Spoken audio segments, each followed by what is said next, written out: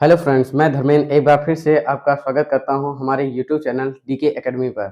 Friends, आज हम मनोविज्ञान के अगले टॉपिक पर इसमें चर्चा करने वाले हैं, जिसमें हमारा अभिवृद्धि एवं विकास आएगा। और इसी क्रम में हम इसके बारे में इससे पहले और भी जो भी जानकारी आपको दिए थे उसको आप लर्न किए रहिए। और इसी क्रम में हम आज अभिवृद्धि एवं विकास के बारे में चर्चा करेंगे। जैसा कि हम जानते हैं कि अभिवृद्धि जैसे ग्रोथ अर्थात अभिवृद्धि एवं विकास मतलब ग्रोथ एवं डेवलपमेंट। अभिवृद्धि का क्या है? अभिवृद्धि का संबंध जो है शारीरिक वृद्धि से समझिए, ठीक है। यानी अभिवृद्धि का तात्पर्य है शारीरिक वृद्धि, और विकास तो जीवन पर्यंत में चलने वाली प्रक्रिया है। कहने का मतलब कह सकते हैं कि जो विकास होता है वह आपका आदमी जिंदगी भर कुछ न कुछ सीखता ही रहता है, तो वही क्या है? विकास है। तो इसमें हम अभिवृद्धि एवं विकास, पहली चीज अभिवृद्धि होता क्या चीज है? अभिवृद्धि का मतलब होता है व्यक्ति का स्वाभाविक विकास, यानी व्यक्ति का जो स्वाभाविक विकास होता है वही क्या है? अभिवृद्धि है। लेकिन विकास क्या होता है? संपूर्ण आकृति एवं रूप परिवर्तन को ही क्या कहते हैं? विकास कहते हैं। यानी अब आप समझ गए होंगे कि अभिवृद्धि एवं विकास का मतलब क्या होता है। यानी अभिवृद्धि का मतलब होता है व्यक्ति का स्वाभाविक रूप, और यहाँ पे विकास का मतलब होता है यानी संपूर्ण आकृति एवं रूप परिवर्तन को ही विकास कहते हैं। अब हम इसमें अभिवृद्धि एवं विकास में इसका अंतर जानेंगे कि अभिवृद्धि किसे कहते हैं और विकास किसे कहते हैं, यानी इन दिनों में महत्वपूर्ण अंतर होता क्या चीज है, तो उसी के बारे में हम चर्चा करेंगे इसमें। जैसे इसका तात्पर्य है, यानी अभिवृद्धि का तात्पर्य है कि कोशिकाओं में वृद्धि। जैसा कि हमने अभी आपको बताया कि अभिवृद्धि का तात्पर्य मुख्यतः तात्पर्य यानी मेनली जो आपका होता है अभिवृद्धि के शरीर में परिवर्तन यानी शारीरिक वृद्धि। जबकि विकास में क्या होता है? यानी विकास का जो अर्थ बताया गया कार्य क्षमता से, किसी कार्य को करने की जो कैपेसिटी होती है, ठीक है। तो यहाँ पे अगला है अभिवृद्धि शारीरिक पक्ष से जुड़ी होती है। सही बात है भाई, शारीरिक विकास से संबंधित है, शारीरिक पक्ष से जुड़ा होगा। लेकिन जो विकास होता है वह बहुपक्षीय होता है। कहने का मतलब विकास जो होता है वह व्यक्ति के विभिन्न पक्षों में किया जाता है, जिसमें सामाजिक विकास भी हो सकता है, नैतिक विकास भी होता है, और संवेगात्मक विकास दोनों यानी सभी हो सकते हैं। नेक्स्ट हमारा है इसका संबंध, अर्थात अभिवृद्धि का जो संबंध है वह संख्या से है। अर्थात कह सकते हैं अभिवृद्धि जो है वह मात्रात्मक होती है। कहने का मतलब अभिवृद्धि जो होती है वह गिनी चुनी होती है, लेकिन जो विकास का संबंध होता है वह जीवन पर्यंत चलता रहता है। कहने का मतलब जो विकास की प्रक्रिया होती है वह लगातार यानी व्यक्ति के यानी गर्भावस्था से लेकर के व्यक्ति के जीवन पर्यंत तक चलती रहती है। कहने का मतलब जब तक उसकी मृत्यु नहीं हो जाती तब तक व्यक्ति कुछ न कुछ सीखता रहता है। इसीलिए कहा जाता है कि विकास जो होता है वह जीवन पर्यंत में चलने वाली प्रक्रिया है।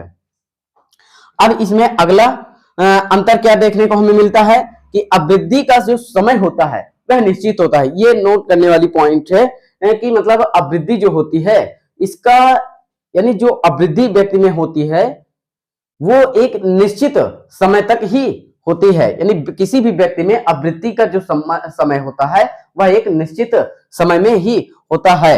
यानी 15 से कहा जाता है, कुछ मनोवैज्ञानिकों ने बताया कि व्यक्ति में जो अभिवृद्धि का विकास होता है वह 15 से 16 वर्ष की आयु तक हो जाता है, ठीक। लेकिन विकास जो होता है वह जीवन पर्यंत में चलता रहता है, ठीक। आगे इसमें लंबाई, चौड़ाई एवं ऊंचाई तथा भार में वृद्धि होती है। यानी जाहिर सी बात है कि शारीरिक परिवर्तन से अगर अभिवृद्धि का संबंध है तो इसके लंबाई, चौड़ाई, ऊंचाई एवं व्यक्ति का जो भार होगा उसमें परिवर्तन आपको देखने को मिल सकता है। लेकिन विकास का संबंध क्या होता है? संबंधित कार्य क्षमता से है। यानी विकास का जो संबंध है वह संबंधित कार्य क्षमता से है। फिर से एक बार देख लेंगे अभिवृद्धि एवं विकास होता क्या चीज है। पहली चीज अभिवृद्धि व्यक्ति के यानी व्यक्ति का जो स्वाभाविक रूप होता है वही क्या है? अभिवृद्धि है। इसके बाद विकास क्या होता है? विकास जो है यानी संपूर्ण आकृति एवं रूप परिवर्तन को ही क्या कहा जाता है? विकास कहा जाता है। अंतर हमने जो भी देखा यहाँ पे यानी अभिवृद्धि का संबंध जो है आपका कोशिकाओं में वृद्धि से संबंधित है, लेकिन विकास का संबंध कार्य क्षमता से है। अब अभिवृद्धि शारीरिक पक्ष से जुड़ी होती है, लेकिन विकास जो होता है वह बहुपक्षीय होता है। कहने का मतलब इसमें संवेगात्मक, सामाजिक और नैतिक विकास, सभी विकास इसमें पाए जाते हैं। इसके बाद इसका संबंध यानी अभिवृद्धि का संबंध जो है संख्या से है, अर्थात इसमें अभिवृद्धि मात्रात्मक होती है, लेकिन विकास का जो संबंध होता है यानी विकास में गुण एवं मात्रा दोनों यानी संख्या दोनों पाई जाती है। इसीलिए विकास जो होता है आपका वह गुणात्मक एवं मात्रात्मक दोनों होता है। अभिवृद्धि का समय जो होता है निश्चित होता है। हमने आपको बताया 15 से 16 वर्ष की उम्र में जितना भी व्यक्ति का शारीरिक विकास होता है वह पूर्णतया हो जाता है। इसके बाद लेकिन जो विकास होता है वह व्यक्ति के गर्भावस्था से लेकर के उसके मरने तक यानी उसकी मृत्यु के पहले पहले वह विकास लगातार चलता रहता है। आगे अभिवृद्धि में क्या होता है, लंबाई, चौड़ाई, ऊंचाई तथा भार में इसमें क्या आती है, वृद्धि होती है, लेकिन विकास का जो संबंध होता है वह संबंधित कार्य क्षमता से। उम्मीद है ये आपको अभिवृद्धि एवं विकास में जो भी अंतर होते हैं आपको समझ में आएगा। ऐसे ही देगा कि आपको इसी में अंतर छांटने के लिए आपको दे देगा कि विभिन्न प्रकार के विकास किसमें होते हैं, विकास में होते हैं या फिर अभिवृद्धि में होते हैं। ठीक, शारीरिक संबंधी अगला क्वेश्चन भी और भी क्या बन सकते हैं कि शारीरिक परिवर्तन निम्न में से किसमें पाया जाता है। ऑप्शन रहेगा अभिवृद्धि, ऑप्शन रहेगा वृद्धि, ऑप्शन रहेगा अभिवृद्धि एवं विकास दोनों, या फिर इनमें से कोई नहीं। तो आपका क्या होगा, इसमें शारीरिक जो परिवर्तन से संबंधित है यह आपका अभिवृद्धि से संबंधित है। ठीक, तो इसको आप इसका स्क्रीनशॉट ले लीजिए और इसके बाद हम इसी में अभिवृद्धि एवं विकास के जो सिद्धांत हैं उन टॉपिक पर हम थोड़ा थोड़ा चर्चा कर लेंगे। ठीक है, तो आप स्क्रीनशॉट ले लीजिए।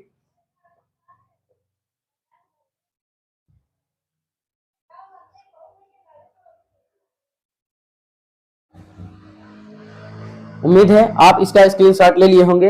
अब हम इसको इरेज कर दे रहे हैं। अब इसमें हम अभिवृद्धि एवं विकास के जो सिद्धांत हैं उसको देखेंगे। अभिवृद्धि एवं विकास के सिद्धांत इसमें हम देखेंगे। अभिवृद्धि एवं विकास के सिद्धांत,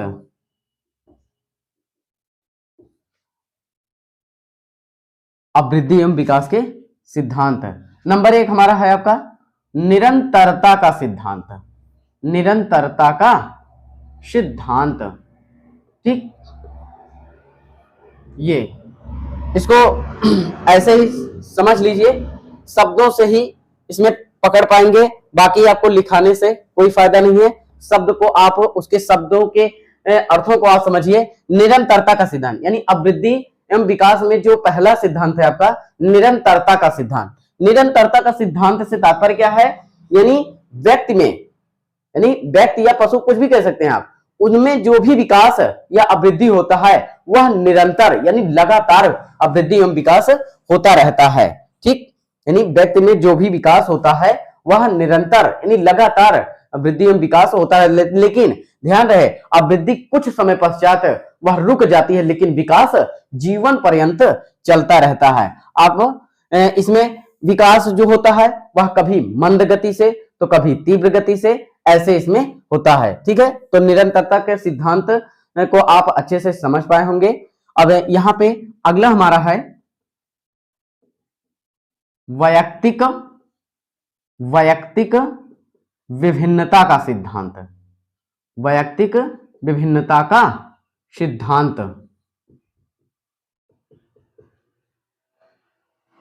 वैयक्तिक विभिन्नता का सिद्धांत हमें क्या बताता है, वैयक्तिक विभिन्नता का सिद्धांत हमें यह बताता है कि एक यानी दो बालक या बालिकाएं जो समान उम्र के हैं, यानी मान लीजिए कोई बालक 6 वर्ष का है और एक बालक 6 वर्ष का है, दूसरा बालक भी 6 वर्ष का है, यानी दो बालक हैं जो आपके 6 वर्ष के हैं, लेकिन इसमें जो विकास होगा वह विभिन्न तरीके से, यानी उसमें जो विकास होगा वह अलग अलग तरीके से होगा। इसीलिए इसको कहा जाता है वैयक्तिक विभिन्नता का सिद्धांत। इसे ही इसे ही दूसरे नाम से जानते हैं व्यक्तिगतता का सिद्धांत। व्यक्तिगतता का सिद्धांत। तो इस तरह से आपके आई होप आपको समझ में आया होगा कि वैयक्तिक विभिन्नता का सिद्धांत का मतलब क्या होता है। यानी दो बालक मान लीजिए समवयस्क हो, एक समान उम्र के हो, लेकिन उनमें जो विकास होता है वह अलग अलग तरीके से होता है, या वंशानुक्रम एवं वातावरण दोनों पर से ही प्रभावित होता है, इसीलिए ऐसा होता है। अगला हमारा है परिमार्जितता का सिद्धांत। परिमार्जितता का सिद्धांत क्या है? यानी यह सिद्धांत हमें यह बताता है कि जो व्यक्ति में विकास होता है उनमें परिमार्जन होना यानी बदलाव होना वो क्या है? निश्चित है। यानी परिमार्जितता का सिद्धांत हमें क्या बताता है कि व्यक्ति में विकास जो होना है वह उसमें परिमार्जन होना आवश्यक होता है। अर्थात कह सकते हैं प्रयासों के द्वारा जो विकास होता है उसको वांछित दिशा की ओर, यानी जैसे उसको बढ़ने के लिए जो भी आसार होने चाहिए उसकी ओर तीव्र गति से उन्मुख किया जा सकता है। यानी व्यक्ति में जो भी विकास होता है उसको वांछित तरीके से उसकी ओर तीव्र गति से किया जाता है। ठीक, अगला टॉपिक है हमारा इसी में निश्चित तथा पूर्व कथनीय प्रतिक्रम का सिद्धांत। आप ऐसे ही जो हम बोल रहे हैं यहां पर इसी से ही आपके प्रश्न बन सकते हैं, बाकी इनको लिखने का कोई आवश्यकता नहीं, आप इन शब्दों को जरूर पकड़िएगा। ठीक, निश्चित तथा पूर्व कथनीय प्रतिक्रम का सिद्धांत है। निश्चित तथा पूर्व कथनीय यानी इसमें जो अवृद्धि एवं विकास की जो प्रक्रिया होती है वह निश्चित हो, यानी चाहे पशु हो या मानव एक निश्चित क्रम में ही उनमें विकास होता है।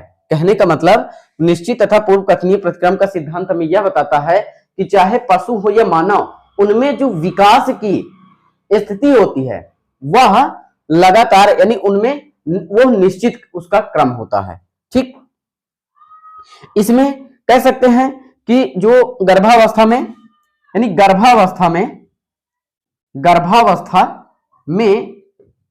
बालक का सबसे पहले सिर बनता है या फिर बनता है और इसके बाद धड़ बनता है, उसके बाद अन्य अंगों का इसमें निर्माण होता है। इसीलिए इसको मस्तकाधोमुखी यानी इसे ही मस्तकाधोमुखी का सिद्धांत भी कहते हैं। इसलिए कहते हैं क्योंकि इसमें सबसे पहले बालक में सिर का निर्माण होता है, फिर उसके बाद धड़ का निर्माण होता है और उसके बाद अन्य अंगों का इसमें निर्माण होता है। आगे इसमें हम अगला सिद्धांत देखेंगे। अगला सिद्धांत इसमें परस्पर संबंध का सिद्धांत। परस्पर संबंध का सिद्धांत। ठीक, परस्पर संबंध का सिद्धांत यानी परस्पर संबंध का सिद्धांत क्या कहता है? यानी इस सिद्धांत से हमें यह पता चलता है कि यानी व्यक्ति में जो गुण जिस अनुपात में बढ़ते हैं अन्य गुण भी उसी अनुपात में बढ़ते हैं। कहने का मतलब यदि मंद बुद्धि वाले बालक का विकास यानी मंद बुद्धि वाले बालक का विकास मंद गति से और तीव्र बुद्धि वाले बालक का विकास तीव्र गति से होता है। ठीक है, यानी परस्पर संबंध का सिद्धांत क्या कहता है कि यानी जब बालक में जो विकास जिस अनुपात में बढ़ता है, अगला भी यानी अगला विकास भी उसका उसी अनुपात में बढ़ेगा। कहने का मतलब यदि कोई बालक मंद बुद्धि का है तो उसका विकास जो है मंद गति से होगा। भाई जाहिर सी बात है, जब व्यक्ति मंद बुद्धि का होगा तो वह किसी भी कार्य को बार बार करने के बाद ही वो सीख पाएगा। लेकिन तीव्र बुद्धि वाला बालक है, कभी कभी एक ही प्रयास में वो सीख लेता है, नहीं दूसरे स्टेप में सीख लेता है। लेकिन यानी कहने का मतलब जो मंद बुद्धि का बालक होगा वह तीव्र बुद्धि वाले बालक के सीखने की जो गति होगी उसकी अपेक्षा वो कम सीख पाएगा। ठीक, तो ये रहा। अगला हमारा आता है, और भी है आपके जो आपका इंपॉर्टेंट है, उसी को हम बता रहे हैं, वंशानुक्रम एवं वातावरण का सिद्धांत। वंशानुक्रम एवं वातावरण का सिद्धांत। ठीक है, वंशानुक्रम वातावरण का सिद्धांत क्या कहता है, यानी इसमें कहा जाता है कि जिस बालक का जितना अच्छा वातावरण होगा उसका विकास उतना ही अच्छा होता है। ये वंशानुक्रम में वातावरण का सिद्धांत बताता है कि यानी जिस बालक का जितना अच्छा वातावरण होगा उसका उतना ही अच्छा विकास होगा। ठीक है, तो ये आपके अभिवृद्धि एवं विकास के कुछ सिद्धांत रहे, जिसमें आपको बता दिया गया है निरंतरता का सिद्धांत, वैयक्तिक विभिन्नता का सिद्धांत, परिमार्जितता का सिद्धांत और निश्चित तथा पूर्व कथनीय का सिद्धांत, परस्पर संबंध का सिद्धांत एवं वंशानुक्रम एवं वातावरण का सिद्धांत।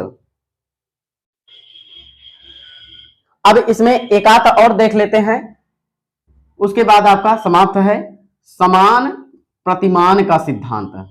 समान प्रतिमान का सिद्धांत।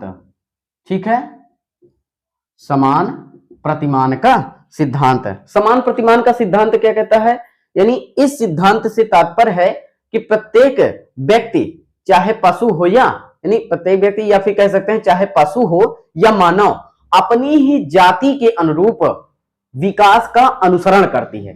कहने का मतलब यदि कोई बालक यदि पशु है तो उसके ही अनुरूप है, यानी उसके हाथ पैर जो भी अन्य अंगों का विकास होगा वो मानव की ही भांति होगा। लेकिन यदि कोई पशु है जैसे गाय है तो उसके बच्चे का जो विकास होगा उसी के ही अनुरूप होगा। कहने का मतलब ये थोड़ी है कि एक मनुष्य का बच्चे का जो विकास होगा वो गाय के बच्चे की भांति हो जाएगा, या फिर गाय के बच्चे का जो विकास होगा वो मानव के बच्चे के विकास के अनुसार हो जाएगा। ऐसा नहीं है, यानी समान प्रतिमान का सिद्धांत हमें यही बताता है कि जो प्रत्येक जाति चाहे वह पशु हो या मानव अपनी ही जाति के अनुरूप क्या करेगा, विकास का अनुसरण करती है। तो आई होप आपको यह समझ में आया होगा। अभिवृद्धि एवं विकास का यह एक महत्वपूर्ण सेशन रहा। आपने अभिवृद्धि एवं विकास को जाना, फिर उसमें अभिवृद्धि एवं उसके विकास है यानी विकास के अंतर के बारे में आपने जाना, और उसके बाद महत्वपूर्ण जो भी चीजें आपकी थी अभिवृद्धि एवं विकास के जो सिद्धांत आपको बताए गए, जिनमें निम्न आपके ये सिद्धांत आपको बताए गए। यहां पर आप इन शब्दों को विशेष ध्यान दीजिएगा। जब आपको शब्द पता रहेंगे तो आप सीटेट के इस तरह से क्वेश्चन से मान लीजिए आपके बनते हैं तो फैक्ट टू फैक्ट उसमें बनते नहीं है, लेकिन यहां पर आपके शब्दों से ही आपके यानी जो गद्यांश या फिर पैडागोजिकल क्वेश्चंस बनते हैं आपके इन्हीं शब्दों यानी हमारे द्वारा जो भी आपको बताया जा रहा है उन्हीं शब्दों को आप पकड़िए, उन्हीं से आप इसको आप समझ सकते हैं। यानी इसमें जो भी आपके शब्द हैं उन्हीं से आप इसको समझ सकते हैं। बाकी परिभाषाएं याद करने वाली इसमें चीज नहीं होती। आप भी जानते हैं कि सीटेट की परीक्षा आप बिना यानी आप उसको रटने से भी आप में बिना रटे ही आप उसको दे सकते हैं, लेकिन आप में समझ होनी चाहिए। ये समझ पर ही इसमें होंगे क्वेश्चन। विकास से अभिवृद्धि एवं विकास से इतने ही क्वेश्चन आपके बनने तय हैं। अब इसके बाद विकास में जो भी आपका होगा, जैसे विकास की अवस्थाएं, फिर उसके बाद बाल विकास की अवस्थाएं। आप सोच रहे होंगे कि विकास की अवस्थाएं कौन सी होती हैं और बाल विकास की अवस्थाएं, तो आप जानते रहिए विकास और बाल विकास में की अवस्थाओं में अंतर है। ठीक है, जब आपको पढ़ाया जाएगा तब आपके समझ में आएगा, क्योंकि विकास की जो अवस्थाएं हैं वो 5 बताई गई हैं, लेकिन बाल विकास की जो अवस्थाएं होती हैं वह मुख्यतः तो 2 होती हैं, लेकिन उन्हीं 2 में से जब आप उसको डिवाइडेशन करके पढ़ेंगे तो वहां पे 4 अवस्थाएं आप पढ़ेंगे। ठीक है, जिसमें आपका जो भी है अब नेक्स्ट डे बता देंगे, चूंकि अब यहाँ पे इन्हीं टॉपिक्स के बाद हम इसमें जो भी आपके डाउट हो वो आप कमेंट बॉक्स में बता दीजिएगा कि हाँ सर हमें ये यानी अभिवृद्धि विकास के ये सिद्धांत में समझने में प्रॉब्लम हो रही है, या फिर आपको अगर इसमें जो अक्षर या शब्द लिखे गए हों उसको आप बताइएगा कि इसमें इसको थोड़ा और बड़ा लिखे, या फिर जैसे हमने अपनी पूरी कोशिश की है कि आपको समझ में आए। ठीक है, तो उम्मीद करते हैं आपको यह वीडियो अच्छा लगा होगा, और चैनल पर नए हो तो सब्सक्राइब करिए, और जाके आप पिछली वीडियो को आप जरूर देख लीजिएगा, क्योंकि अभी मनोविज्ञान के 3 ही क्लास हुई है जो इसका टारगेट होगा टेट और सुपर टेट, लेकिन यहाँ पे इसमें आपको कंप्लीट आपको यह वीडियो यानी जो सीडीपी का जो सिलेबस होगा वह कंप्लीट कराया जाएगा। ठीक है, थैंक यू सो मच।